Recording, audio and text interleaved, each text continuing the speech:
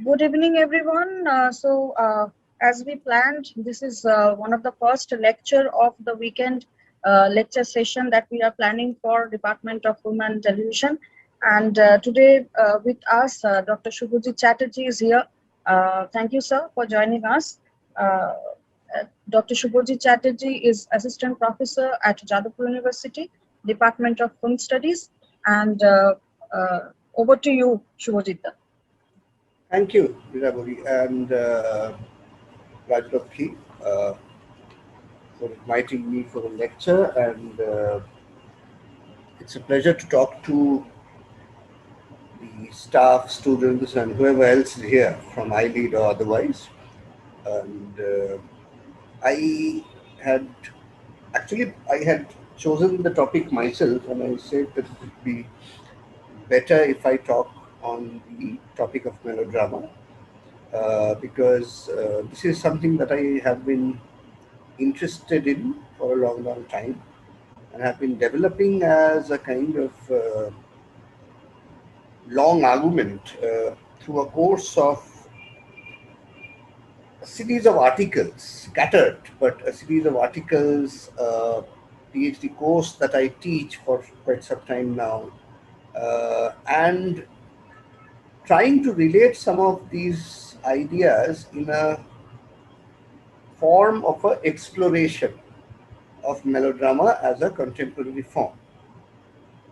Now, this, what I will be speaking about today is not this entire argument because it's not possible here in a short talk, nor about the larger scope of what this kind of discussion might sort of achieve. But I will speak about the very fundamental initial core with which I usually start, which I once started my exploration and which I think still is, still think is extremely relevant to students of cinema and teachers alike. Now, what I will be doing, and to put it shortly, is to redefine the usual way in which we think about melodrama.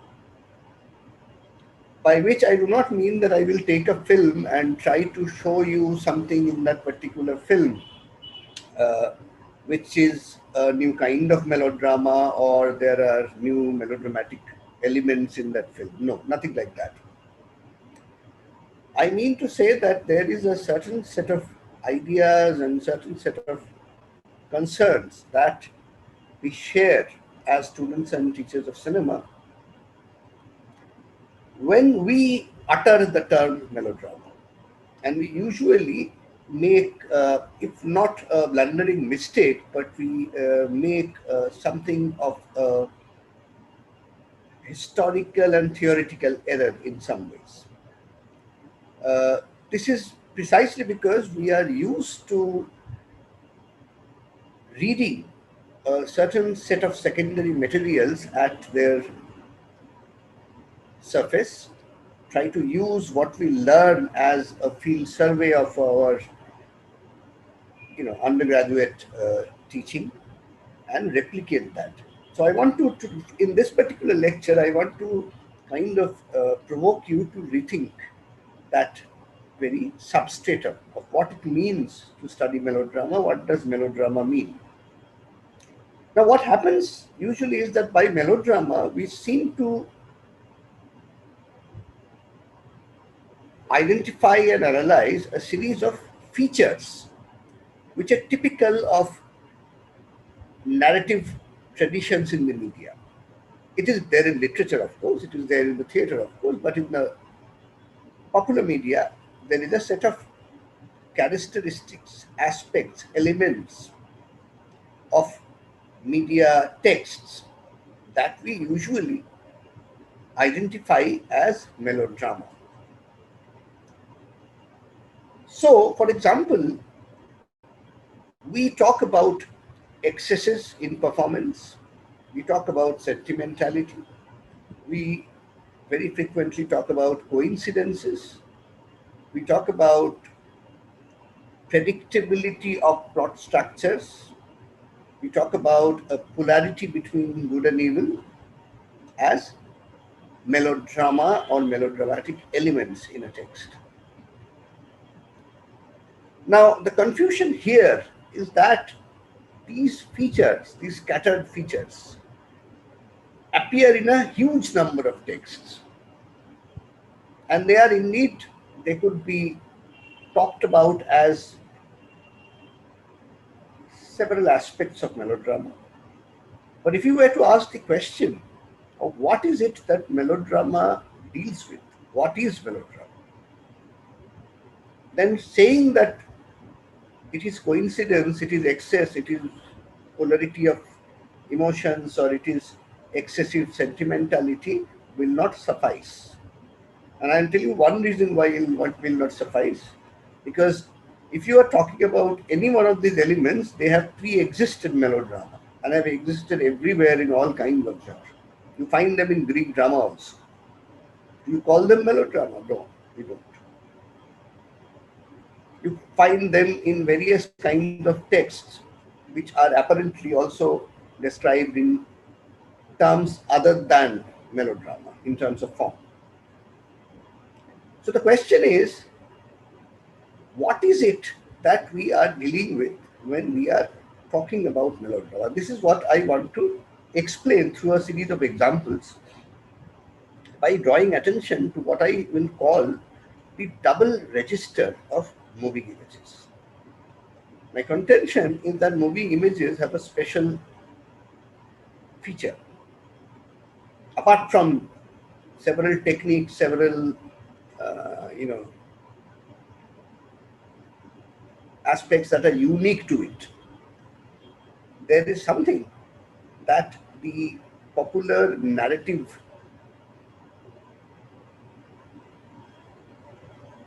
tradition of moving images has acquired, that it has a double register. And it's this doubling of register is an interesting thing. It has a history and it has a relationship with this question of melodrama. So I just want to explore this small connection today in this short kind of lecture. And I will begin with a clip from a film by Hitchcock, Alfred Hitchcock. And it's a very short clip. And I will start by considering it because what I want to say is theoretical. So if I start dabbling with theory, you will neither enjoy the lecture nor find it very comprehensive. So it is best to take an example and then move from that specific example to a theoretical elaboration of that particular example, and then relate to other examples to see if that logic of argument may work.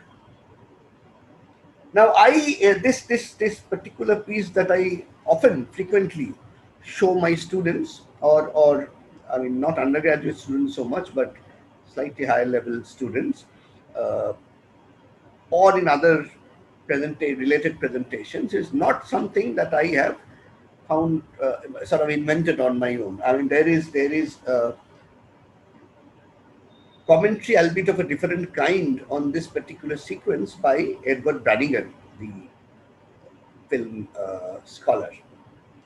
And he was trying to elaborate upon point of view shots and mise-en-scene when he was using this sequence as an example. It is much, much later, after having dealing with this particular segment for long, that I stumbled upon the fact that Branigan was also doing the same thing. He was actually deriving this example from a very famous, and famous because it is an exceptional piece by Jean-Luc Godard, who had written about this particular film. In fact, this was Godard's, in his early days, this was probably Godard's one of the longest piece. Godard, as you know, did not write many long pieces of film criticism, but this was one of his longer pieces of film criticism that he wrote about this cinema of Alfred Hitchcock in 1955 called The Wrong Man. And this is also an exceptional film, so to say, because it is a film in which Alfred Hitchcock apparently, he sort of came, or rather appeared in a cameo role in all of his films. So the director would play a character, insignificant one, walking away, sitting somewhere, maybe a passenger on the bus. But in this one, even a picture in the newspaper. But in this one, he actually appears in person, and he appears before the film begins, and then he gives a summon to the spectator, describing what the film is like. So this is an exceptional case. It's an exceptional film by Hitchcock. It's an exceptional cameo performance by Hitchcock. It's a film that exceptionally appealed to Jean-Luc Godard, who wrote an exceptional piece of criticism on the one. And then, as I claim, this film also does something very exceptional in an unwitting manner. It maybe it wants to do it for a reason, and then it kind of goes somewhere else. You try to pick it out. So it's also an exceptional case to put your thinking about the idea of double register in moving image. So I will play the first 3 minutes of the film, roughly the first 3 minutes, just after the beginning.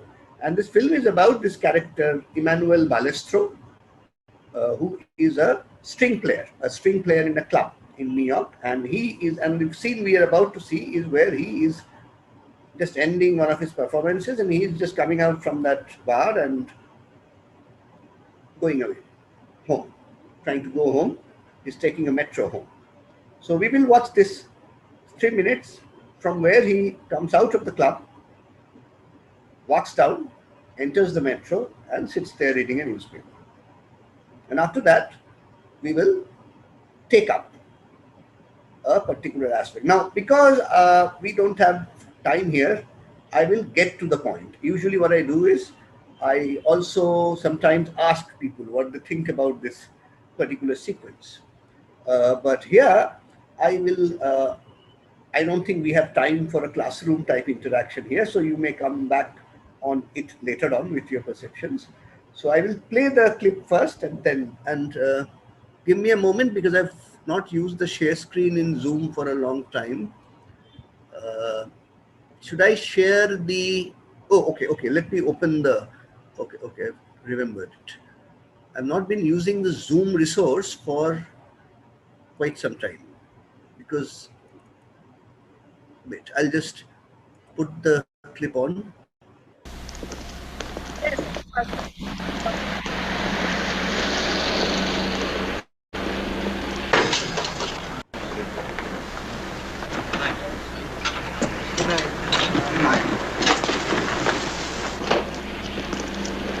Good night, Mr. Sanders. Good night, John.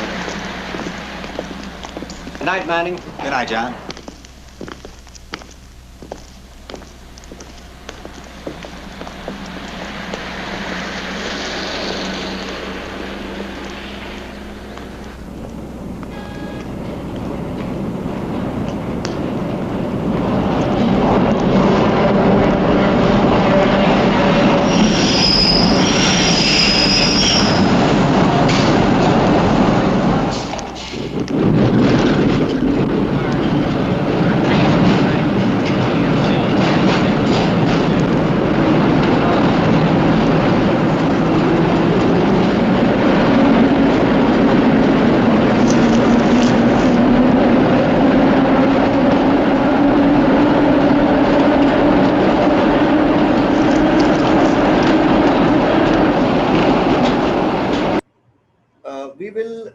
We will watch this again. Good night. Good night.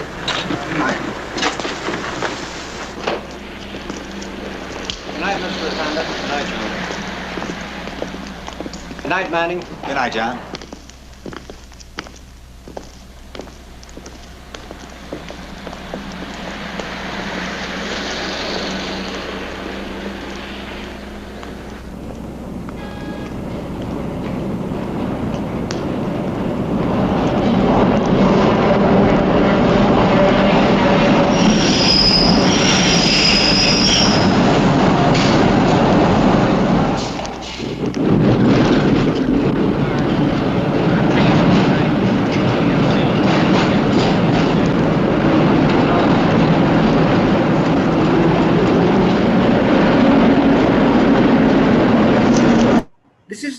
sequence that I want to talk about in a bit, which is what we see here, and is a man coming out and trying to go home on a metro.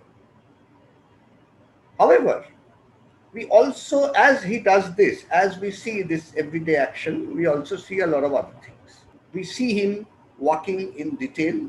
We see the inside of the hall. We see outside two other policemen who are walking. We see in the metro, he is reading a paper. We see him for some time in the metro station, etc., etc. Now, in all this, there is something that is pretty striking. And I think all of you have, or some of you have already noticed that for a brief moment in this sequence, it almost seems as if the police have arrested him. Now, let me share with you a series of stills, and I'll talk over the stills now. Here we have this particular clip in stills. So we see two men coming out, we see the policeman at a distance. এখানে পরিষ্কার বোঝা যাচ্ছে যে এই দুজন পুলিশের লোক তারা এমনি রাস্তায় হাঁটছে। But then we have our protagonist coming out. Henry Fonda has acted that role of Balestro. And then we have a series of, if we still it, it's like this. It almost seems as if so if you look very closely at their expressions, you will understand the actual situation, but from a distance, it looks as if they are. After a point, we again realize that these two are unrelated. এই পুলিশের লোকগুলোর সঙ্গে এই লোকটির কোনো সম্পর্ক নেই. Right? Now, the question I'm asking is this, that suppose I was blind and you were to recount to me what you saw just now in the sequence, what would you have told me? And my point is that there are only two ways of doing this. One way of doing it is to invent an observer on the other side of the street who will claim that Manny was, that character called Manny in the film was walking out of the bar, and as he walked out of the bar, the two policemen were also walking beside him. And he was going toward the metro station and he got onto a metro. But there is another thing. This is not what we see. This is the fact of the matter. What we see is something like this. Now, how are we to explain this?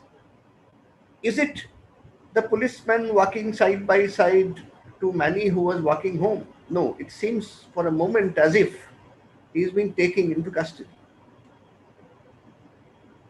They're waiting for him. He just puts on the coat and walks with him to probably the next police station. But how do I then say this? Because to say this would be to argue that this image apparently has two meanings. One, which is a literal meaning, the other, which is not so literal, which is not actually happening, which is in your mind, which the director is provoking you to imagine by putting a shrub here which looks ominous, by putting the policemen exactly, framing them in a manner which seems that Manny is under their custody. So what we are trying to see here is basically this contrast. At one level, we are watching what the world is like. Manny walking home, policemen also probably strolling or walking home or going to the next station, whatever. The other, it seems as if Manny has been arrested. It seems as if these policemen are, lurking there to catch Manny. Now, these two things, one of them is the literal fact of the matter, how you describe the world, what is objectively out there. The other one is not a literal objective meaning. It is a meaning that is layered onto what is actually out there. It's a possibility, it's a imagination, it's a fantasy, it's an exaggeration, but it is there. Now, you see, in literature, there is a problem. You cannot write both these things at the same time. There is no sentence in the world which can describe both what is happening out there objectively and what seems to the audience. For that, literature has two ways out. One is what I call the realist resolution. The realist resolution is to provide a character in the story who will narrate for you that possibility. The protagonist is standing on the other side of the road and he is watching Manny out from the club, and he will describe to you that, these policemen, for a moment it seemed as if they have captured Manny. It's an uncanny atmosphere. So আমাকে কোনো একটা ক্যারেক্টারের ভেতর দিয়ে I have to mediate through a protagonist's consciousness in order to render both meaning there. They cannot be recorded simultaneously. And there is another way, which is called the melodramatic way, where again there will be an observer, but this time the observer is the same narrator who is describing the event. He will say, and I will give you an example of that immediately afterward, that yes, Manny was coming out, going home, but and then he will start building upon that image of Manny going home and the policeman walking beside him. And I will show you how that might occur. Now, this second resolution, in which the narrator builds on the image to produce an exaggerated, ominous, larger, more fundamental kind of intonation, is what the melodramatic imagination is all about. It's nothing to do with these simple acts of coincidence or emotion or sentimentality. It is precisely at this level that we can actually determine and distinguish two modes of literary imagination and two modes of social experience, two modes of recording, narrating social experience. And Peter Brooks, in his very famous book written in 1972, or a year or so later, called The Melodramatic Imagination, had a very good example with which he begins, which we can then come here and reconnect to our Manny leaving the Stork Club. So let us read that small para in his Brooks's melodramatic imagination and see if it fits in with what I am trying to suggest here. Okay, so again I'm sharing the screen to put you to this page.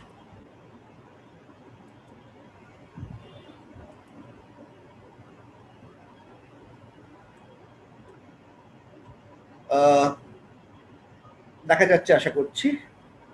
Peter Brooks, the literature of comparative literature, the teacher of comparative literature in America, was writing a book and a project, a book which is a result of a research project called The Melodramatic Imagination. And he was trying to formulate a problem or answer a particular kind of research question, which is very fundamental, that while he was reading authors like Henry James or Honoré de Balzac, he finds, and even Dickens for that matter, he would find that his experience of reading appeals to melodramatic elements, while he was taught and disciplined to teach these writers within the realist tradition.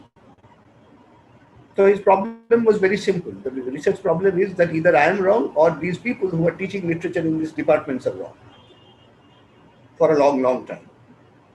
And he goes on to a project to find the answer. And the answer, I will not go into the book project, but what is suggesting here is that these are writers who have affinity to use a certain modality of description.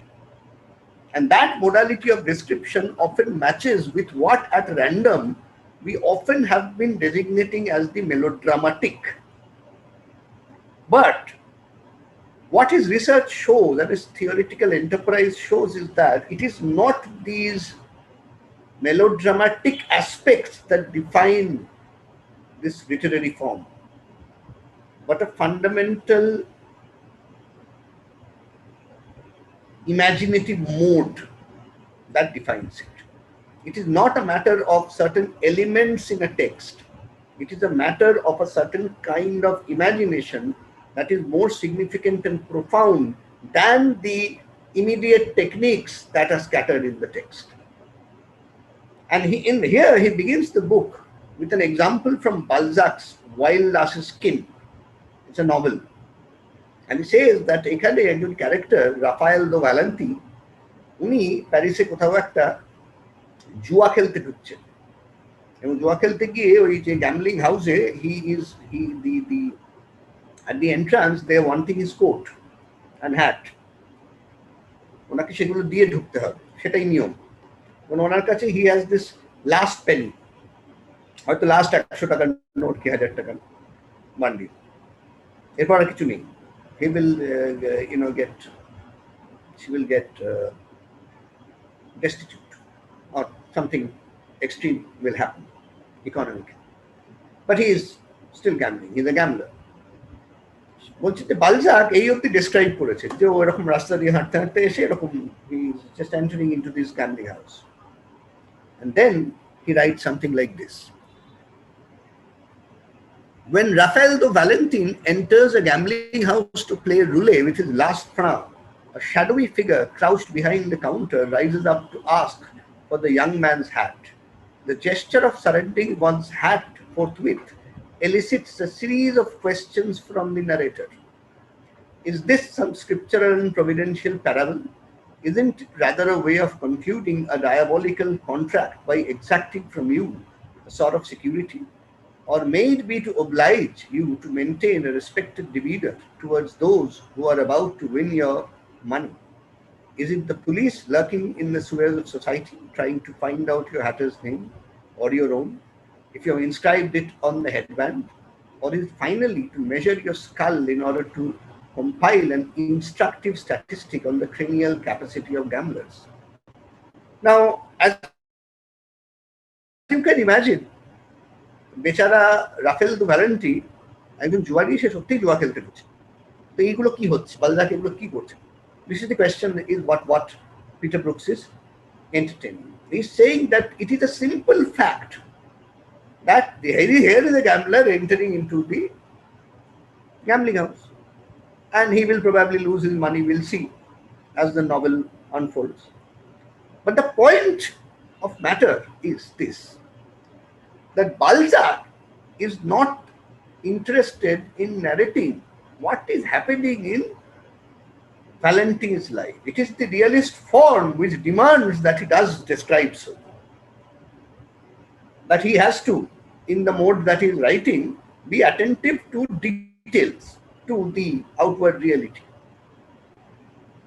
the situation at hand, the concreteness of experience. However, Balzac is interested not in the concreteness of interest in experience itself, but something beyond it. That is the significance of that experience. এই যে ভ্যালেন্টি একটা সময় প্যারিসে গিয়ে হাজার ফ্রাঁ হেরে যাবে, এটার মানে কি? What does it say about the larger set of things which are happening around Raphael do Valenti? What does Raphael do Valenti's experience signify is the question. The problem for Balzac is, no matter how in a detailed manner he does describe Valenti's actions or the actions in the story, This other element, the significance of it, that will not be captured. The gestures of life call forth, Peter Brookes Lichten, a series of interrogations aimed at discovering the meanings implicit in them. The narrative voice is not content to describe and record gesture, to see it simply as a figure in the interplay of persons one with another. Rather, the narrator applies pressure to this gesture. Pressure through interrogation, through the evocation of more and more fantastic possibilities to make it yield meaning, to make it give up to consciousness its full potential as parable. উনি বলছেন যে এই reality যা আমরা দেখছি, Peter Brooks এই বালজাকের কাজ হচ্ছে তার উপর প্রেশার ক্রিয়েট করা। প্রেশার ক্রিয়েট করলে তবেই আমরা এই সারফেসটাকে পেনিট্রেট করে যে লার্জার পিকচার সেটাকে দেখতে পাবো। তার মানে on the one hand we have a surface reality যাকে ডেসক্রাইব করা যায় ডিটেইলে, যে এক্সপেরিয়েন্সটাকে একদম কংক্রিট এস্থেটিক দিয়ে ক্যাপচার করা যায়। But on the other hand, this reality in itself will say nothing. It has to be tampered with, it has to be pushed in order for it to reveal its significance. This, Peter Brookes argues, is a melodramatic imagination. It doesn't believe that the surface can produce significance. It does not believe, this imagination does not believe that a জিনিসকে describe করলেই বা তুমি তার মানেটা বুঝতে পারবে, অথবা আমি যদি সাটেলি কতগুলো জিনিস ইন্ডিকেট করে দিই, তুমি সেগুলো থেকে বুদ্ধি করে সবটা বুঝে যেতে পারবে অ্যানালাইসিস করে। এসব মেলোড্রামা মনে করে না, সে মনে করে না এটা ঠিক। So what it has to do then is to point out for you. Now, this element is sometimes described in film theory as, or even literary theory sometimes, as expressivity. A film can do two things. The first thing that it can do is to show things. We know the history of early cinema. We know how spectacle itself is an aspect of moving image. It can beseech you, it can deceive you, it can seduce you, it can appeal to you in very attractive ways. Tom Gunning, the film scholar, calls it the cinema of attractions. And then it can also narrate, tell you stories by arranging images in a certain way, connect images in a unilateral order. If you connect, you will be connected to a chain which is related like causes and effects, shorter and longer chains of causes and effects. But beyond these two, and this is where I'm coming to, beyond these two, there is something else which cinema also aspires to do, which is expression. To express. Express what? Essentially values, but then values have a large kind of spectrum. They may not always be positive values or ideals. Ideas. The question for film theory, why film theory was born, is from this very melodramatic kind of interrogation. Is it possible for cinema to express?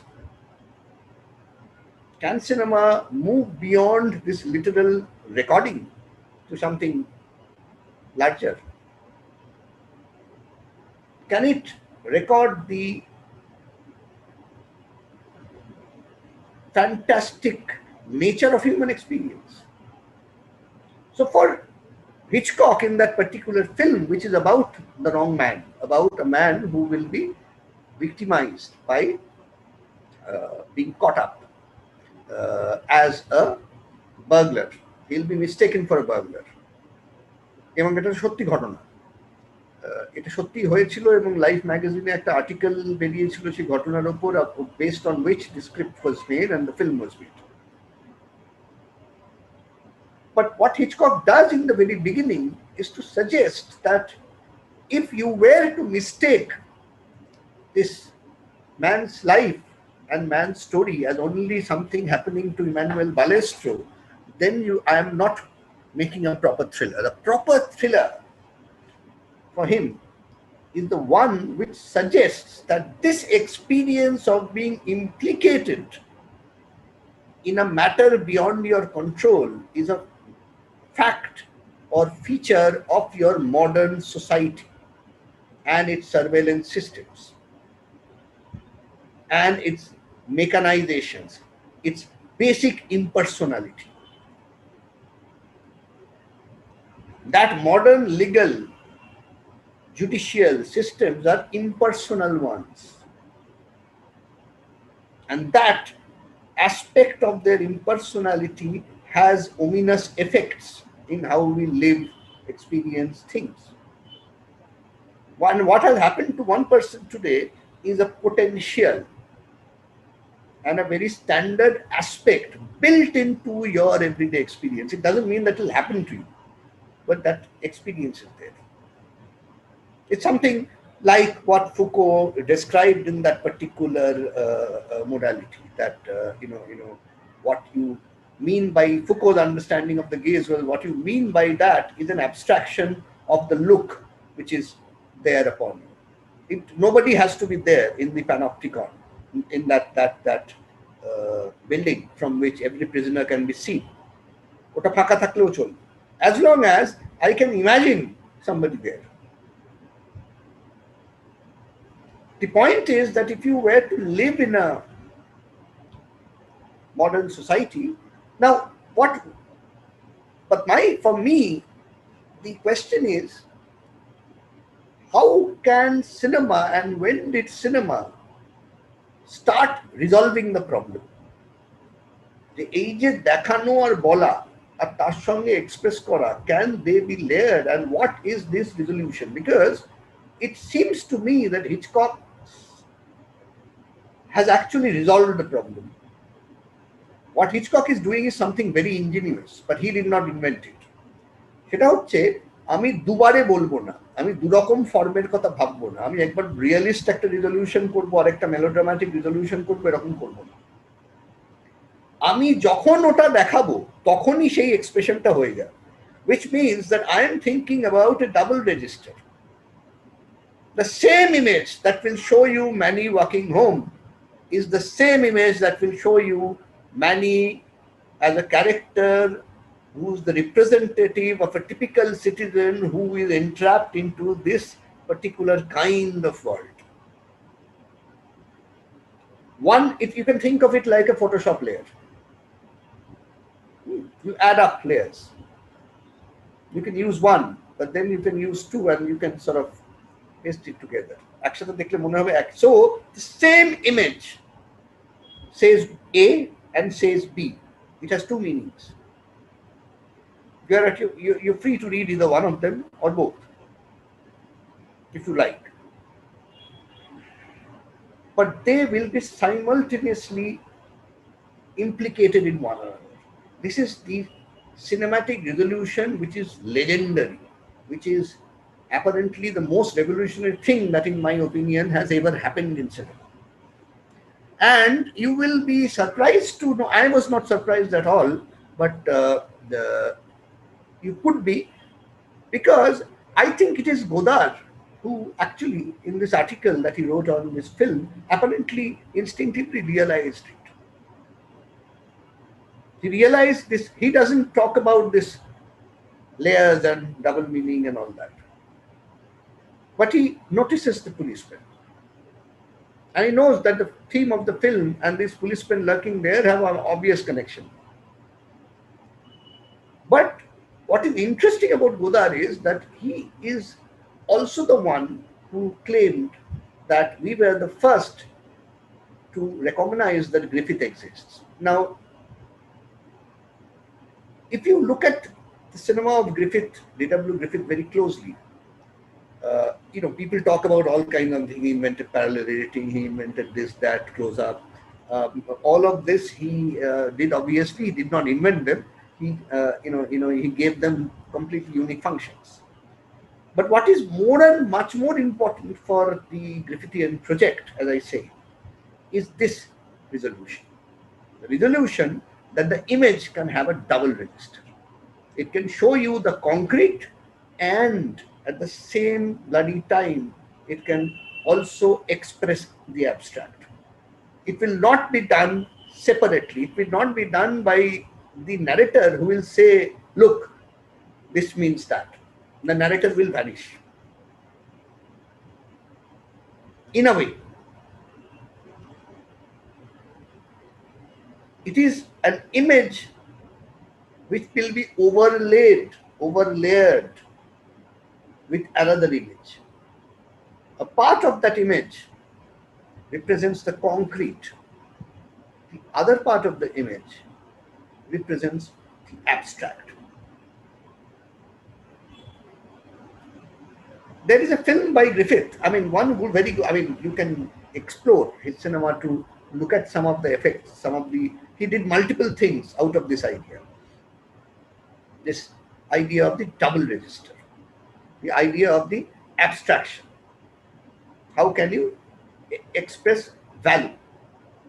How can I frame a woman's face and then signify innocence? How can I show a thing A and express capital A? Not by intertitling, nor by pointing out, nor by somebody reading it out or showing a character who may be watching this in some other dimension, but then and there on the same image. This is a resolution of revolutionary kind, and this is a resolution that is a melodramatic one. This is what a typically melodramatic imagination induces you to think like. Therefore, you see, the melodrama or the melodramatic imagination is not necessarily about a genre, nor is it about a set of qualities in the text. It is about these two very basic things. The one is a gesture towards abstraction, whether or not it is possible. The other, which I'm not talking about here in this lecture, is about the experience of suffering. There are twin aspects which are abstract and which are extremely melodramatic in nature. The imagination sees that in this world, meaning is not available at your disposal. I always talk about often, people ask me, the observation of contemporary filmmakers. Somebody comes and says that, I'm trying to, understand my reality. How do you do so? They will say, I will not name anybody, but I once heard a discussion where this popular director was saying that I'm going to a cafe, I see people talk, and that reality is something that I'm bringing onto the screen. The point here is this, that you're going to any cafe at any part of Calcutta or Delhi or Honolulu for that matter will not be able to capture anything but people sitting and talking in a certain lingo. If I go to the cafe, I will also hear it. If you want that conversation to mean anything, you have to apply pressure to it. You have to be able to layer that particular conversation with something that wrenches out what is not apparently there in the conversation itself. Because in itself, the conversation is just a bare fact. Not good or bad or better or worse than anything other. How do I then produce meaning? Now, the melodramatic imagination is the one in which you accept, acknowledge, and therefore work on the presumption that reality in itself will not share its significance with you. তার মানেটা কি? তার মানে হিচককও জানেন যে এই যে গল্পটা, আমার যে গল্পটা, সেটা ইমানুয়েল ব্যালেস্ত্রোর কি হবে সেটা নিয়ে নয়। This film's theme, the thematic idea, the expressive dimension is about a certain condition of modernity. How does my film, when is my film able to gesture towards that? That is what this Hitchcock cinematic form will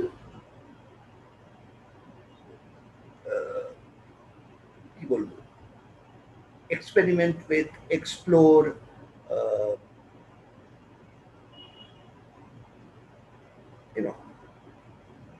work out, while it is trying to tell you that story. That story in itself is a story of individual. Like in Balzac, it is of Raphael Valentine. But Balzac is not sitting there to explain to you what happened in Valentine's life. And how do you do it? Let me close. I don't know how long is the lecture, but let me kind of conclude by showing you another example to provoke you more. This one is an example that you have seen countless number of times, so I will not sort of give you any large detailing of it. This is the bicycle market sequence from Bicycle Thieves, Desiccas. And this is that famous scene which is there in every neorealist textbook. As an example of neorealism, you students write answers saying how realistic this scene is and what is the essence of realism, etc., etc. And this is in the 10 points of neorealism in that other book of Italian cinema. Everybody knows this by heart. But see, there's an irony here.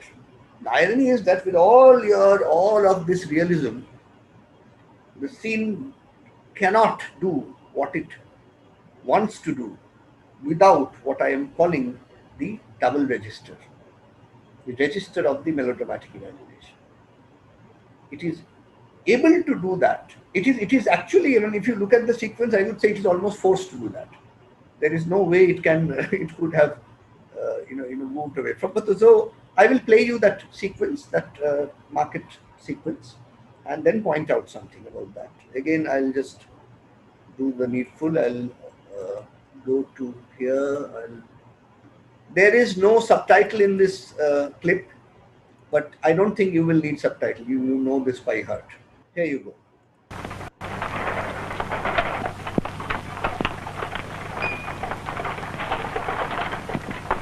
Vedi che roba di posto. Beh, io che scommetto che la ritrovo. Ma ci mangia il fegato io, figurati.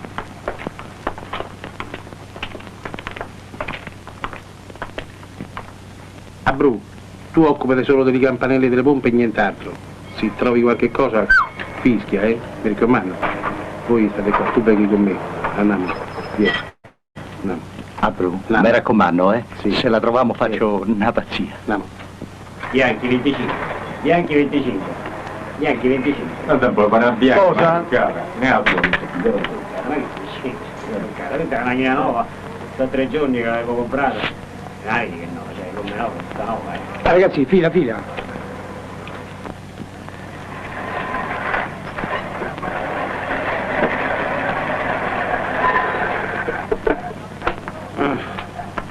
Non dormiva con Fides.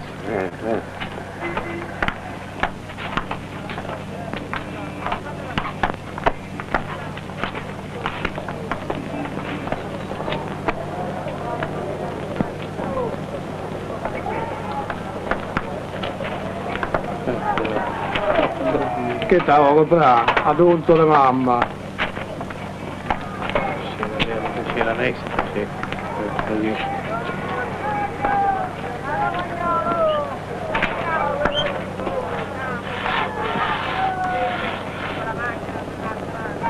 Ma mi fai lavorare? Ma Ma però non faccia Ma che sta ta parte. faccia? Ma che la ta fa? Ma che c'è saluto callo callo? Sì, Che fa callo, lavorare? callo proprio. Ma che posto è tu? Ma lasciami fare che sono avvelenato stamattina, sa. Lasciami lavorare, vedi dannato e Ma lasciami se c'è stavo prima di te, ma che fai? Non vedo nessuno, sa. Allora vuoi litigare?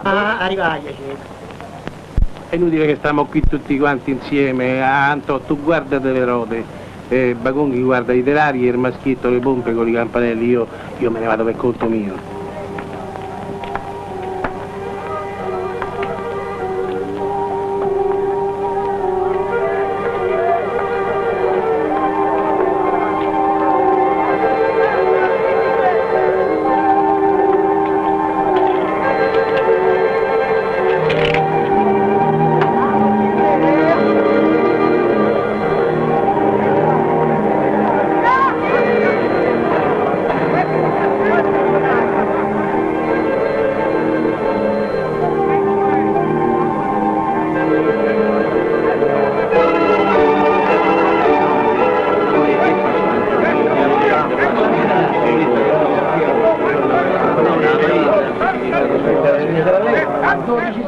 Now, I find this remarkable. What people talk about often is the reality of the market, right? How they are real bicycle sellers, the people who are there, non-actors, how it's a location shooting is being done. All that is, of course, the very stuff and history of the kind of production that Italians were doing around that time. Although Bicycle Thieves was not a very low-budget production. Anyhow, what is interesting is that after an elaborate presentation of that space, they are trying to find that model that they're just told what model of the bike is, and they think in this illegitimate market, some of the parts may have stolen parts may have been distributed, and they're trying to locate them.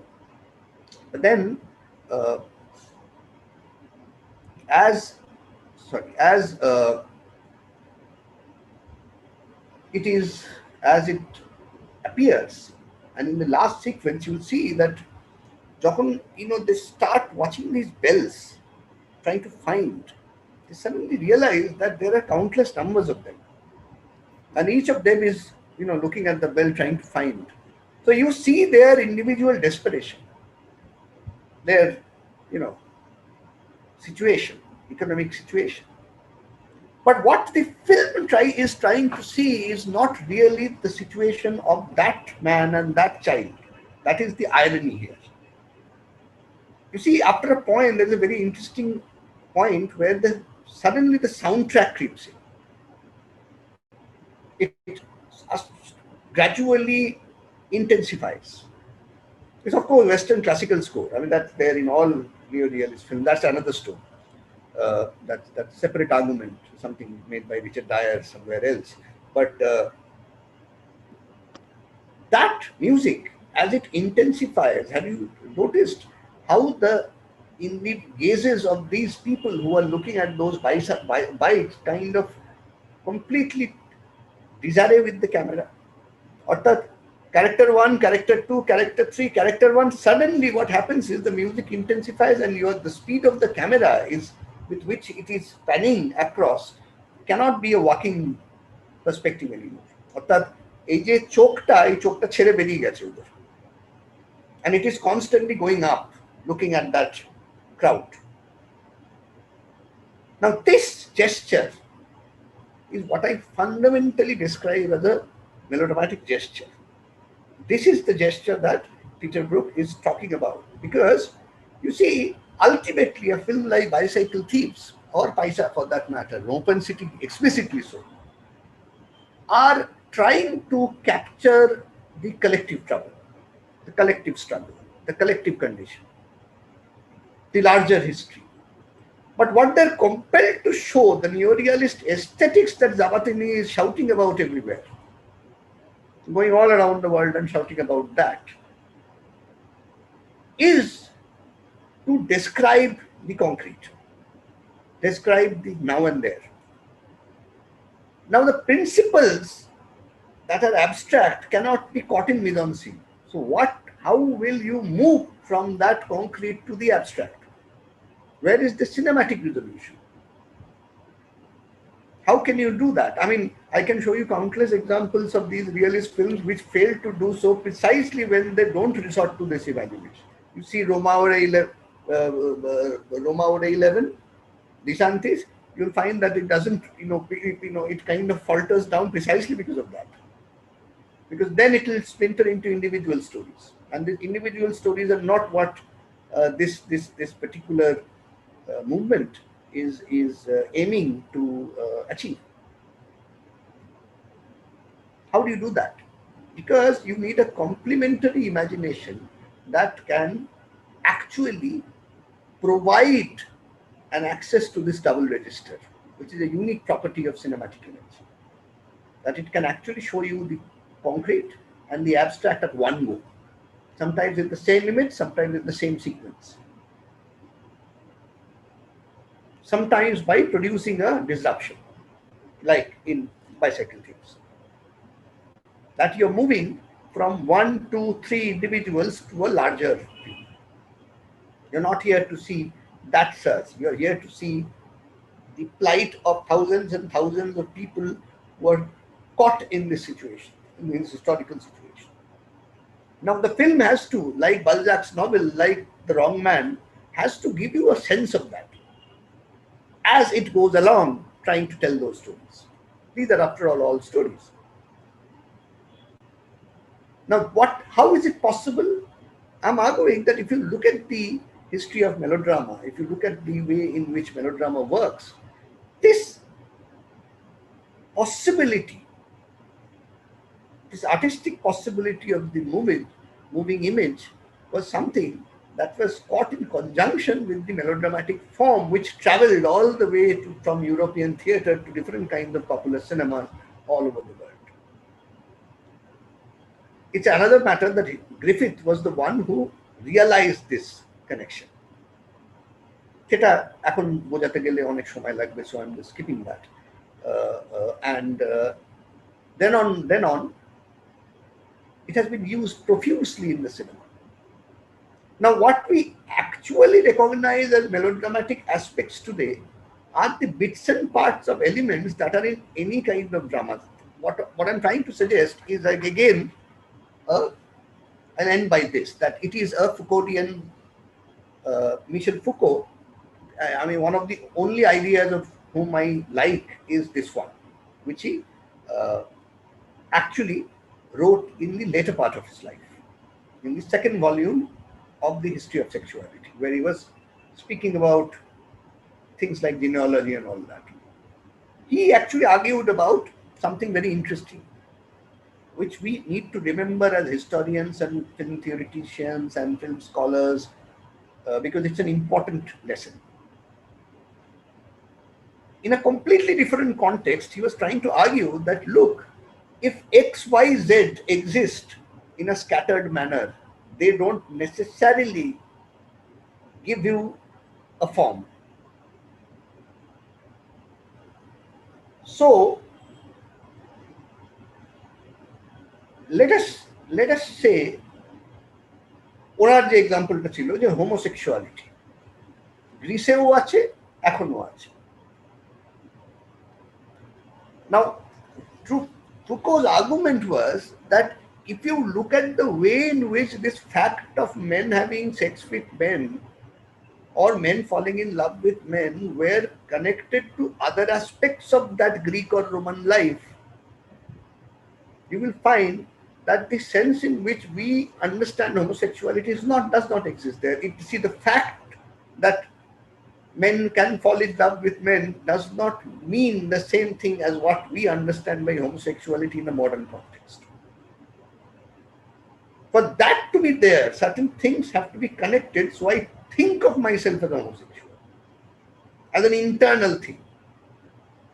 What I do, what I eat, what I gather or hunt with, and how I have sex may actually have no connection as me as a human being. I mean, they may be separate activities. Now, the question that he was asking, and I'm trying to put it in this way, you can have coincidence, you can have tragedy, you can have excessive emotions in scattered parts of the world. Greek ড্রামাতে থাকতে পারে, Roman থিয়েটারে থাকতে পারে, হাজার হাজার জায়গায় থাকতে পারে। They cannot be melodrama. Melodrama can happen only when a series of these things are connected with a certain abstract imagination. That imagination is a condition when a certain social formation thinks that by describing things, you cannot achieve their significance. You need to shout louder, you need to push, you need to, put pressure on reality in order to do that. It is precisely there that coincidence takes on an abstract connotation.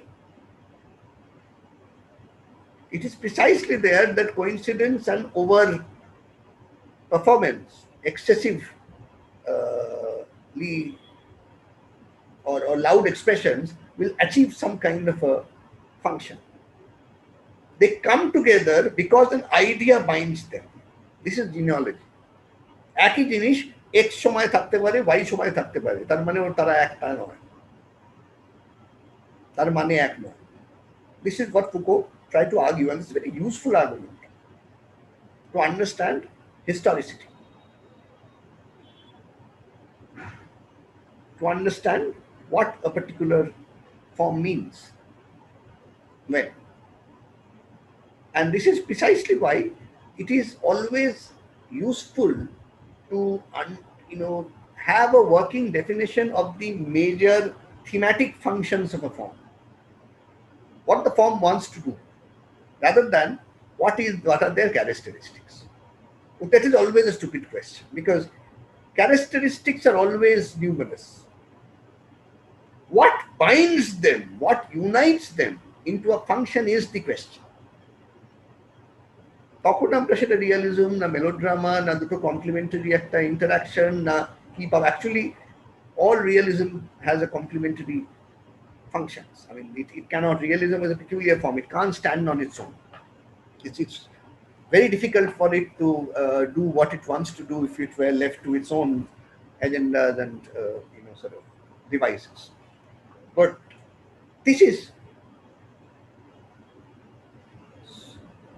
what actually functions. So, which is why I was trying that if you are looking into melodrama, if you're looking into film melodrama, this very important, interesting aspects, historically speaking, of it is to realize what I am calling the double register of moving image. The image in its sort of doubling capacity. The image which shows you layer A, but it can also put layer B on top of it. It can combine the two. A cinema can do that. As I said, that it is very difficult for literary modes to achieve this, kind of a unison, achieve this doubling effect. It has to choose how to describe. But in cinema, precisely because it's moving image, you can do that. And it's a very, very interesting history of how this doubling function has operated. So this is what I wanted to speak about. I was told to speak for 45 minutes. I can see that I've already crossed that limit way ago. Sorry for the interruptions, because my connection frequently doesn't work pretty well. So anyhow, questions are welcome. And it is completely okay, Shubhajita. Thank you for giving us a completely different perspective of melodrama. And I'm opening this session for a small question and answer session if possible. Is there any question from students, faculties, and the people who have joined us? Anything at all. Even if it's unrelated, you can ask. Students, you can ask any question, like not necessarily it has to be something which is yes, it's not that you have to ask exactly about what I have shown and exactly talked about. Anything related is fine with me. You have to হাত তুলছে ওখানে। Ayush Pramanik. Ayush, you can say. Hello sir. হ্যাঁ, hello ma'am. আমার প্রশ্ন ঠিক ছিল না, but মানে this Notion was very new to me. যেরকম ম্যাম বললেন যে we were all introduced to this notion of melodrama in a very different way. তো আমি এতদিন যেরকম মেলোড্রামার ব্যাপারে একটা আইডিয়া ছিল, মানে লিটারেচারের ক্ষেত্রে বলতে গেলে আমরা শেক্সপিয়ার বা ওদের নাটকে দেখেছি একটা ফর্ম অফ মেলোড্রামা রিপ্রেজেন্ট হয়। তারপরে রিসেন্ট টাইমস এর দেখতে গেলে আমরা অনেক সময় বলে থাকি যে বলিউডে খুব বেশি মেলোড্রামাটাইজ করে জিনিসপত্রকে, তো ওরকম একটা আইডিয়া ছিল। বাট আজকের সেশনটার পরে the perspective completely shifted from that particular notion I had, or I'm sure many of us had that same notion. But another thing is, এটা আমার মাথায় তখন স্ট্রাইক করেছিল, it's not really a question again, just an observation or whatever. সেটা হচ্ছে যে when you were first explaining about this notion, একদম ইয়ের পয়েন্ট অফ ভিউ থেকে, মানে গ্রিফিথ থেকে ধরে যখন এখনকার ফিল্মসে আসছিলেন, তো তখন যেটা আমার প্রথমে মনে হয়েছিল যে ইন সাম ওয়ে মেবি কুলেশভ যখন নিজের এই এক্সপেরিমেন্টটা করেছিল, যেটাকে পরে আবার হিচককও নিজের মতো করে এক্সপ্লেন করেছিল, যে একটা পার্টিকুলার ছবি বা একটা পার্টিকুলার ক্যারেক্টার, সেটাকে অন্য আরেকটা ভাবে ইন্টারপ্রেট করা যায় in presence of the reaction of another secondary character on looking at that particular thing. But again, that thing is kind of rendered moot here because apni jeta bollen ekhane the entire thing happens at once. There's no other secondary character looking through and making the things easier for us or the audience to interpret that in that way. So yeah, ওইটাই আর কি, এটাই just মাথায় এসেছিল। Yeah, I দুটো জিনিস, একটা yes, you're right, Kuleshov's experiment was more to do with editing. Right. And here what we are talking about mostly is the dimensions of the image or the transformation within the image, which of course may involve editing, but it is not an editing dominant effect. Kuleshov একটা editing ছাড়া হবে না, এটা editing ছাড়াও হবে, এটাই হচ্ছে তফাৎটা, এক নম্বর। শেক্সপিয়ারে মেলোড্রামা থাকতে পারে না, এই that's exactly what I was warning, and this is what Peter Brooks has also warned us in that book. It is mostly an invention of this French Revolution and its aftermath. মানে কথাটা হচ্ছে যে শেক্সপিয়ারে coincidence থাকতে পারে, access থাকতে পারে, কিন্তু coincidence আর access থাকলেই মেলোড্রামা হয় না। মানে কোইন্সিডেন্স আর এক্সেস এবং ABCD এগুলো আলাদা আলাদা ভাবে সারা জগতে হাতিতেও থাকতে পারে, ঘোড়াতেও থাকতে পারে, কিন্তু এগুলোকে যদি মেলোড্রামা হতে হয় তাদের একটা কোনো হিস্টোরিক্যাল সোশ্যাল কন্ডিশনের মধ্যে স্ট্রাকচার্ড হতে হবে, কানেক্টেড হতে হবে কোনো একটা উপায়, যেটা ওদেরকে বাইন্ড করছে আর কি। Right, and producing something new, this is what is the point. এই যে অ্যাবস্ট্রাক্ট আর্গুমেন্টটা, এই আর্গুমেন্টটার জন্য অ্যাকচুয়ালি মিশেল ফুকো দায়ী। এটা অনেকদিন ধরে ওনার ইতিহাসের বইতে উনি এটা উনি মেলোড্রামা সিনেমা এসবের কথা বলছিলেন না, উনি অন্য জিনিসের কথা বলছিলেন, কিন্তু এটা অনেকদিন ধরে উনি আর্গিউ করেছেন 78 এর পর থেকে, যে এই যে একই রকম জিনিস চারদিকে দেখে আমরা বলতে শুরু করি যে এটা ওটার মতো, উনি বলেছিলেন এটা ঠিক নয়, there is something else, the historical process is of a different kind. So that's one. আর দুটো অন্যটা তো বলেই দিলাম, কুলেশবের তো। Thank you, sir. Thank you, Ayush. Anyone else? Can we have another question?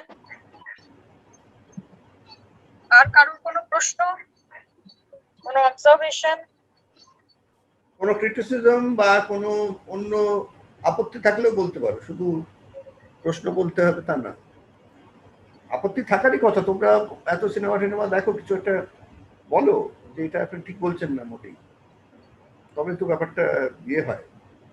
I can see some of my students, Rahul, Doipayon, then we have Arunnu. Any question, anything? Ranadeep?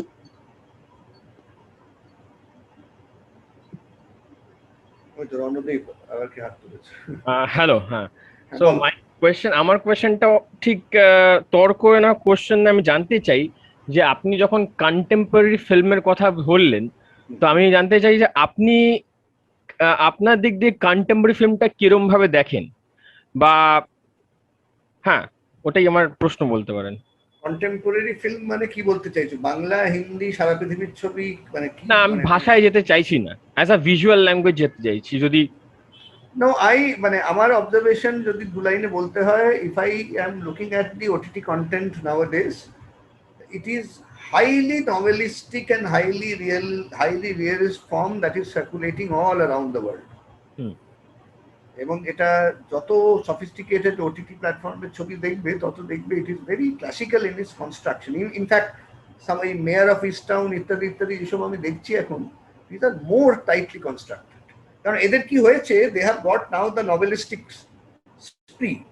একটা ক্যারেক্টারকে up ডাউনের মধ্যে দিয়ে তার transformation, যেটা 1.5 ঘন্টা ছবিতে দেখানো যায় না, সেগুলো দেখাতে পারছে। So they are exploring a more, in my opinion, a novelistic kind of landscape right now. On the other hand, I am not noticing anything exceptional happening anywhere in the world apart from, some exceptional films by some unique directors. Realism is dominating popular cinema, and language cinema, I don't know. Bengali cinema is a disaster. So এটা নিয়ে কথা বলার কোনো মানেই হয় না। কিন্তু otherwise, form-wise, I mean, if you're talking about form, yes, form. Yes, if you're mostly talking form. about performance, if you're talking about a certain relative intensity of political articulation in some sekhane, you can talk about one kind of cinema being better. But overall, nothing exceptionally new is in my, when I haven't seen a very interesting piece of world cinema in recent times. আমি আমাকে ভাবতে হবে, এক্ষুনি আমার নামও মনে পড়ছে না, হয়তো ভাবলে 2-3টে নাম বলতে পারবো। তো এই কন্ডিশনটা কখন হয়? তুমি যদি আমাকে এখন জিজ্ঞেস করো যে আপনি আমাকে একটু জাপানি ছবির কতগুলো নাম বলবেন এই ধরুন 50 থেকে 70-এর মধ্যে, আমি গড় করে তোমায় 30টা নাম বলে দেব, এবং 30টা কেন এক্সেপশনাল সেগুলো আমি বলে দিতে পারবো। কিন্তু এখন যদি আমি জিজ্ঞেস করো 10 বছরে আপনি এই ওটিটি বা আমি দেখি, but of course I sometimes watch and enjoy some of these pieces, but they're not exceptional. You don't remember them after a point, or academically you cannot sort of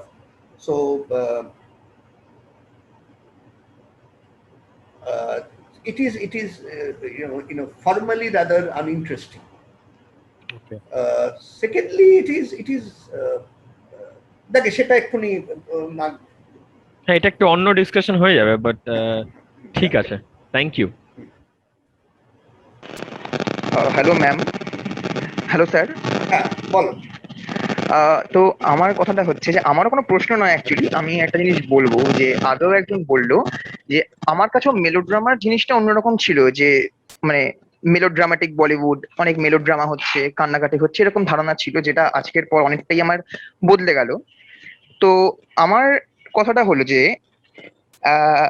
এই ডাবল রেজিস্টার ব্যাপারটা নিশ্চয়ই একটা এস্থেটিক্যাল জিনিস, একটা aesthetics লুকিয়ে আছে এর মধ্যে। Aesthetics, I mean, it is more a matter of a formal technique actually. কারণ it is not always done, এই যে রেজিস্টারে এক্সপ্রেশন করা, ডাবল রেজিস্টার ইউজ করা, it is not always done with a aesthetic parameter in mind. মানে ভালো দেখতে লাগবে কিনা, কম্পোজিশনটা ক্লাসিক্যালি সুন্দর হয়েছে কিনা। তোমার মাইকটা একটু অফ করে দাও, আওয়াজ হচ্ছে। তারপরে হ্যাঁ, শিওর স্যার। এইভাবে ভাবেন না। অর্থাৎ গ্রিফিথের ছবিতে যেখানে যেখানে এরকম ধরনের জিনিস ইউজ হয়েছে সেগুলো যে সব এস্থেটিক্যালি খুব প্লিজিং শট তা নয়, কিন্তু বা রংম্যান এই যে আমরা দেখছি এটা খুব এস্থেটিক তা তো নয়। It is not a matter of aesthetics in so far as aesthetic means a composition that gives you some kind of a pleasure, some kind of a pleasure of the senses, which is pertaining to compositional or formal elements. Kintu it is a matter of form in the sense that technique is being mobilized to achieve an effect. যে আমি form মানে হচ্ছে যে আমি একটা জগৎকে দেখাবো, কি উপায় দেখাবো, কি উপায় সেটাকে প্রেজেন্ট করব। এই যে প্রসঙ্গটা, সেই the question is, what is the effect I am trying to achieve? In that sense, this double register is a matter of formal technique, or kind of formal effect বলা যেতে পারে। এই যে বাইসাইকেল টিপে দেখলে ওই শটটাকে খুব ভালো দেখতে লাগছে, ইনফ্যাক্ট প্রচন্ড একটা ডিসরাপ্টিং দেখতে লাগছে। ওরা আস্তে আস্তে হাঁটছে, তার মধ্যে হঠাৎ করে দুম করে এরকম ভাবে ক্যামেরাটা ট্র্যাক করতে করতে বেরিয়ে, এটা কেউ খেয়াল করে না, ইউজুয়ালি খেয়াল করেন না, কারণ ইট ইজ অলসো আমরা সারাক্ষণ বাইসাইকেল মার্কেট নন অ্যাক্টার দেখে যাচ্ছি। তখন আমরা খেয়াল করি না যে what is the effect that it's trying to create in terms of trying to, এটা একটা বড় সংকট। এখন তার থেকে বেরোবার জন্য একটা এফেক্ট ক্রিয়েট করার জন্য এটাকে করা হয়। So it's I would say to answer no, it is not to do with aesthetics. Sometimes it may be aesthetic in effect, but it is not with aesthetics in mind that Griffith would have worked in this. আচ্ছা আচ্ছা sir, আর আরেকটা কথা আমার হচ্ছে যে একটা director যখন এরকম সিন ভাবছেন, তখন তাকে মানে নিশ্চয়ই অনেক প্ল্যানিং করতে হচ্ছে, অনেক ভাবনা চিন্তা করে তাকে এই ডাবল রেজিস্টারের ব্যাপারটা আনতে হচ্ছে, যখন তিনি একটা ফ্রেমের মধ্যেই দুখানা বিষয়কে এস্টাবলিশ করার চেষ্টা করছেন। তো এখন আমাদের বর্তমান ইন্ডিয়ান সিনেমাতে, আমি বাংলা ছেড়ে দিচ্ছি, আপনি ওয়েব সিরিজের কথাবার্তা বললেন যে আপনার ওয়েব সিরিজ এখন সেরকম লাগছে, বাট ইন্ডিয়ান সিনেমাতে আপনি এরকম জিনিসপত্র কিরকম দেখছেন এখন কারেন্ট সিচুয়েশনে? আমি একটা জিনিস আগে ক্লিয়ার করি যে ইট is not a matter of a great achievement. মানে আমি কিন্তু এই ডাবল রেজিস্টারটাকে ইউজ করছি না as a great aesthetic technique, এখানে একটা ভুল করছি। It is not a great aesthetic technique that I'm talking about. I'm talking about a historical resolution in the cinematic form, which has taken many forms or many incarnations through in the history of cinema. সেটা দ্বিতীয়ত তোমাদের example দিই যে গ্রিফিথের যে সবচেয়ে বড় actress ছিলেন, সবচেয়ে বড় মানে সবচেয়ে পপুলার ছিলেন ওনার পিক পিরিয়ডে বায়োগ্রাফি, লিলিয়ান গেশ। লিলিয়ান গেশকে একবার জিজ্ঞেস করা হয়েছিল যে গ্রিফিথের লাইটিং টেকনিক নিয়ে যদি একটু বলেন। তো গ্রিফিথ অদ্যপান্ত কনজারভেটিভ লোক ছিলেন, সেই প্রসঙ্গে আমি আর যাচ্ছি না, একটা বড় লাইফ হিস্ট্রি বলতে হয় তাহলে। তখন সাদা একটা হ্যালো দেখা যাবে। নাও for Griffith the idea is not যে ডাবল রেজিস্টার মেলোড্রামা এইসব কথা উনি ভাববেনই না। উনি কেন এইসব ল্যাঙ্গুয়েজে ভাবতে যাবেন? ওর কাছে গল্পটা খুব সিম্পল, আমি দেখাবো তো লিলিয়ান গিশকে, কিন্তু আমার যে আইডিয়াটা এক্সপ্রেস করতে হবে সেটা হচ্ছে innocence, femininity, virginity, all kinds of abstract qualities. How do I bring them onto the image? কারণ দেখাতে তো আমি একটা যে কোনো মহিলা কি হবে, তারপর তো আমি লিখে দিতে পারি না ইনোসেন্স বলে, সেটা সিনেমাটিক রিজলিউশন হবে না। What would be the cinematic resolution? How does the image start producing an abstract sense of purity, the image of the woman itself? বুঝতে পারছো? এইটা হচ্ছে সমস্যা একটা রিজলিউশনের গল্প। It is not as if one is thinking of a double register. এটা যেই আমি ভাবতে শুরু করবো, I am already thinking of splitting the image into two aspects: the simple, the abstract; the concrete, the larger. This is it. হ্যাঁ, সায়ন্তন বলো। Thank you sir. হ্যাঁ sir, hello sir. বলো স্যার, বলছি আপনি যেটা বললেন ডাবল রেজিস্টারের কথাটা, the culmination of the concrete with the abstract, আমি অ্যাজ এ কিউরিওসিটি আমার মনে হচ্ছিল যে can it be when we যে এক্সাম্পলগুলো আপনি দেখালেন যে সেগুলো ideal in some way, they are ideal examples where it is culminating in that form of the double register, but can it be stretched, or how much can it be stretched where it becomes almost non-ideal? মানে can it be stretched to a fault, almost to a fault? Can it, মানে is there in circumstances where it might not work? মানে technically I have achieved the double register, but how do I know as a creator or a filmmaker, or when I'm watching? I mean, one of the things that I can say is if there are filmmakers who are not in the expressive dimension, এটা একরকম, যে যাদের ইন্টেনশনটা expression নয়, this is kind of post-art cinema. Okay. I mean, I have talked about harmony coding in a presentation. Post-art cinema, যেখানে actually express করাটা আমার বক্তব্যের মধ্যেই পড়ছে না। That is a cinema which has gone in this post expressive dimension. সেখানে এটা intentionally work করাবে না সে। তোমরা যদি এখন হারমোনি করিনের ট্র্যাশ সম্পদ দেখো, ওখানে বুঝতে পারবে যে পুরো পুরো আইডিয়াটাই হচ্ছে everything is fake. I mean, everything starting from layers of A is fake. You do not know where it begins and where it ends.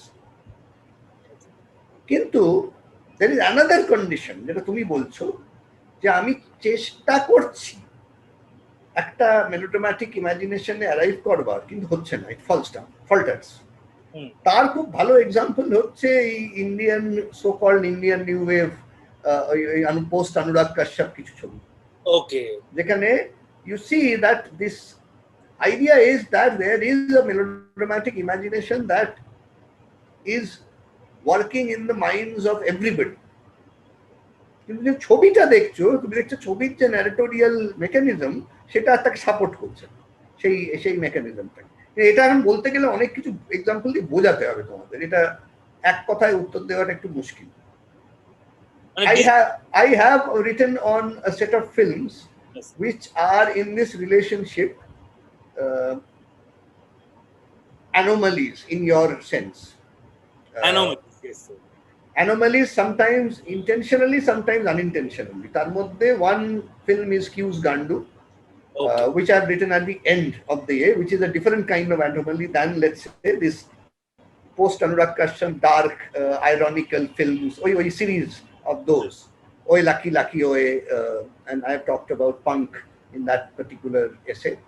So sheta pore dekhte paro, sheta ete you will get some examples of what I mean by this faltering on anomaly. Okay, সেখানে ওই Griffith ইত্যাদির বিষয়ে একটা section আছে, because I am relating those films to this idea of melodramatic imagination. All right sir, but এরকম কোনো স্থায়ী উপায় নেই যে স্থায়ী মানে না, স্থায়ী উপায় নেই যেখানে আমি বুঝতে পারবো কি করে, সেটাই মানে ওটাই হয়তো জিজ্ঞেস করেছি। I mean, I don't know. I mean, this is a দেখো, এটা তো একটা ফর্মাল টেকনিক্যাল সলিউশনের ব্যাপার। This, I mean, one way এটা again is going beyond the purview of one lecture, but see, experience is constantly being more melodramatized. এটা আরেকটা অদ্ভুত aspect of our contemporary social reality. তুমি যদি ঠিক করে ভেবে দেখো, তুমি দেখবে সাফারিং, এটা Althusser has written about this question of confession, suffering, truth, experience is now paramount. মানে ভাবা যায় না কোন লেভেলে, এবং this idea that I must say it out in the public domain, that I have to express my, এবং this is slowly and gradually becoming a kind of consensual mechanism. আমরা সবাই এখন বিশ্বাস করি যে আমার মধ্যে ডিপ ট্রমা, সেটাকে আমাকে প্রশ্ন করলেই লোকে হাঁ করে তোমার দিকে এখন। Now the question is, which basically also should remind you that the parameters of melodramatization are not receding anywhere. It is not receding, it is taking up newer and newer forms. So এখন সমস্যাগুলো আর ওই bicycle থিপের মতো দেখলে হবে না। এখন তোমার contemporary এতে এলে you have to leave out that problem, because that's the typical problem of art cinema. That is a problem of a cinema that aspires to be expressive. এবং সে ক্লাসিক্যাল কতগুলো এক্সপ্রেসিভ ফর্মের সঙ্গে কম্পেয়ার করে নিজেকে cinema হিসেবে তুলে ধরতে চাইছে। এখন তুমি এক ধরনের ছবি পাবে যারা এই ধরনের ট্র্যাডিশনে বিশ্বাসী করেন, তারা মনে করেন এরা মহান ছবি বানাতে হবে তারা। কিন্তু এখন on the other hand, the melodramatic imagination has gone beyond cinema and is traveling elsewhere. So it's far more complicated now in a sense. মানে সোশ্যাল মিডিয়া তো সেই যেটা বলছেন আপনি ট্রমার না, কিন্তু এখন এটাকে এত ফ্ল্যাটলি বলে দিলে তো হবে না। তোমাকে you have to be attentive to what melodrama means, what it meant, what it may be meaning tomorrow, because এগুলো ফিক্সড মিনিং থাকে না, কিন্তু কিছু কিছু জিনিস আবার চেঞ্জ করতে থাকে। এটা আরেক রকম ফরমেশনের মধ্যে আসতে পারে। So it's something that is very much with us, and it's something that is here to stay. Melodramatic imagination should not be trivialized by saying that this is melodramatic, Bollywood is melodramatic. It is more fundamental part of your experience of reality. তারা periodically demarcate করলেও হবে না ওটা, মানে এই না যে classical এরা। I mean, you can have a narrative of sorts, কোত্থেকে কোথায় যাচ্ছে, কিন্তু সেগুলো খুব ওয়াটার টাইট পিরিয়ডে ভাগ করা যায় বলে আমার মনে হয়। ওয়াটার টাইট নয়, সেটা আমি জানতে চাইছিলাম, is there an extent or not? Thank you sir. Exactly, Shubhajit, I was also thinking that এই যে আমরা যে excessiveness এর কথা যে বলছি, তো সায়ন্তনের কথা থেকে আমার মনে হলো, so this form of the very form of excessiveness, সেই ফর্মটাও কিন্তু আস্তে আস্তে কি কোথাও একটা কি চেঞ্জ হচ্ছে। The form of what? Aesthetic form of excessiveness sir. Excessiveness, আচ্ছা, excess. This is also changing with our experience, with time, with the maybe the form of cinema. তার সাথে তারও এক ধরনের ইভলিউশন হচ্ছে বলেই মনে হয়, মানে that is the reason it is. Yeah, it's of course. I mean, one thing I often tell people, including this queue, যে গাছপান্নয় করে লাফিও না প্রচন্ড মেলোড্রামাটিক ছবি বানান। এখন ব্যাপারটা হচ্ছে যে ওদের কাছে না, ওরা ঠিক ব্যাপারটা বুঝতে পারে না। See, this imagination of, let's say, life as hell, Right sir. এটা কিন্তু একদম ফান্ডামেন্টাল মেলোড্রামাটিক ইমাজিনেশন পার সে। আমাদের আইডিয়াটা অন্য, যে মেলোড্রামা মানে হচ্ছে ভালো আইডিয়াল ট্র্যাডিশনাল বিলিফ না। ইট ইজ তোমরা মার্কি ডোসারের লেখা পড়ে দেখো, যিনি মেলোড্রামা যে সময় মেলোড্রামা বর্ন, সেই সময় জেলে ছিলেন বাস্তিলে। ডোসারের লেখায় এগুলোর কিন্তু একদম পরিষ্কার ইনস্ট্যান্স আছে যে উনি কেন লিখছেন এইভাবে, কেন এক্সট্রিম গল্প নিয়ে। So a part of what you call extreme cinema or extreme narrative is also linked to a melodramatic imagination in a very direct way. ওই স্পেকট্রামটা ধরতে হবে, এক নম্বর। দ্বিতীয়ত হচ্ছে দি ফাংশন অফ এক্সেস, সেইটার উপর একটুখানি খেয়াল রাখতে হয় যে এক্সেসের ফাংশনটা কি। It may not be link, It may not be linked directly to melodrama. Anyway, so in the meantime, do anybody else have any question, or we will just move on towards? Ma'am, I have a question. Okay, who is this? Doipa. Okay. Let's join back. We will take this last question and we will just go towards the closing session. যেটা বলছিলেন আপনি মার্কি ডোসারের কথা। হ্যাঁ, তো এখানেও ফাংশনটা দেখতে হবে। What is the function of the excess, তার উপর ডিপেন্ড করবে যে সেটা মেলোড্রামার সঙ্গে আমি রিলেট করে পড়লে সেটা বুঝতে পারার সুবিধে, নাকি অন্য কিছুর সাথে রিলেট করলে বুঝতে পারার সুবিধে। হ্যাঁ, মানে সব এক্সেসিভ কনফ্লিক্ট তো না, সব এক্সেসিভ কনফ্লিক্ট এই সবের সঙ্গে রিলেট করা যায় বলে এটা কোনো ফর্মুলা আছে বলে আমার মনে হয় না। Understood sir, thank you sir. This is the last question we are going to take. Okay, ma'am. Sir আমি যেটা ভাবছিলাম, এই ডাবল রেজিস্টারের কথা যখন বলা হচ্ছে, তাহলে কি সিম্বলিজম কোনোভাবে এটার মধ্যে ইনক্লুডেড? মানে একটা কংক্রিট না, সিম্বলিজম তো অনেক রকমের হয়, সব সময় সিম্বলিজমটা কংক্রিট থেকে অ্যাবস্ট্রাক্টে যায় না। All kinds of symbols are not of this level, যেখানে একটা এক্সপ্রেসিভ ভ্যালু বা এক ধরনের অ্যাবস্ট্রাকশন এর সঙ্গে যাওয়ার রিলেশনশিপ থাকে, but connotation is very close to this.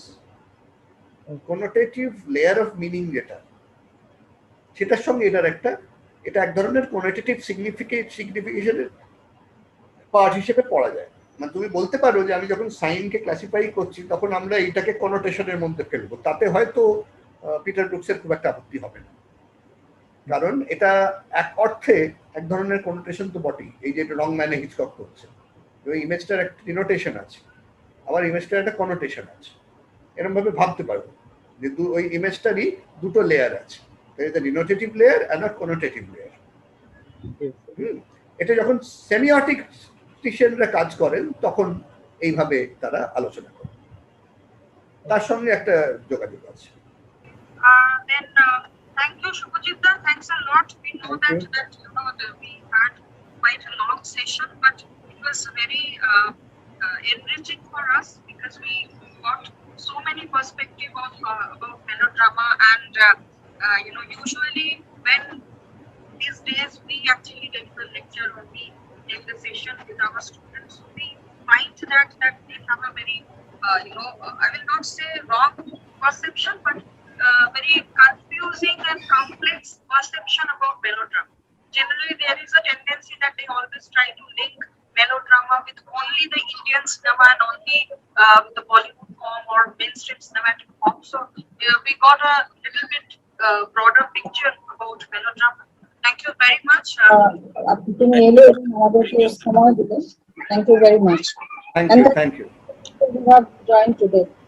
Teachers, students, and people who joined from outside of ILEAD. For everyone, thank you very much. Thank you. Thank you. Thank you. Goodbye. Have a nice weekend. You too.